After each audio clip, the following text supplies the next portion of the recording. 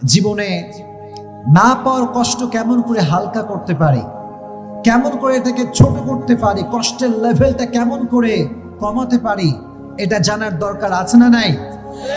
মানুষের জীবনের সবচেয়ে বড় তিতা সত্য কথা হচ্ছে যে মানুষ এটা খুব সহজে পেয়ে যায়, এটার মূল্যায়ন সে করতে চায় না।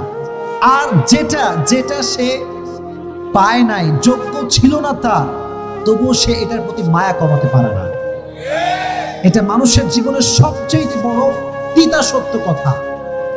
কলিজার টুকরা যুবক, আমার বোনেরা, জীবনে যদি না পাওয়ার কষ্টকে হালকা করতে চান, একটা বাক্য অলওয়েজ মাথায় রাখবেন, अगर जिंदगी में सब कुछ मिल जाए तो तमन्ना किस बात की करूंगा मैं। জীবনে যদি সব কিছুই পেয়ে যাই, তাহলে আশা বলতে তো কিছু থাকবে না। জীবনে বাঁচতে হলে একটা আশার দরকার আছে না নাই? জীবনে থাকার জন্য, বেঁচে থাকার জন্য প্রত্যেকটা ধাপে ধাপে রবের উপরে একটা ভরসার দরকার আছে না নাই?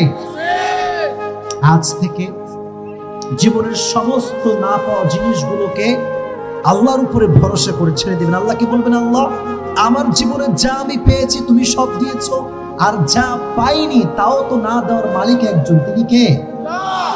এই পৃথিবীতে হাজারো মানুষের আপন মানুষ হারিয়ে গিয়েছে, হাজারো মানুষের প্রিয় মানুষ হারিয়ে গিয়েছে, প্রিয় জিনিস হারিয়ে গিয়েছে। আর ইতিহাসের এই সব মানুষগুলো একটা বাক্য বলেই নিজেকে প্রশান্ত রেখেছে, বাক্যটার নাম হচ্ছে আল্লাহ ভরসা। সুবহানাল্লাহ পড়েন।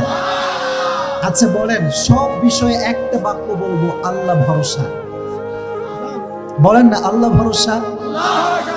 এই কথা যে বারবার বলতে পারবে যে আল্লাহ ভরসা, আল্লাহ ভরসা, আল্লাহ বলে, বান্দা তুই যদি বলতে পারিস, ওয়া মান ইয়াতাওয়াক্কাল আলাল্লাহি ফাহুয়া হাসবুহ, whoever trusts in Allah, Allah is sufficient for him। যে ব্যক্তি আল্লাহর উপরে ভরসা করে, আল্লাহ একাই তার জন্য যথেষ্ট হয়ে যায়।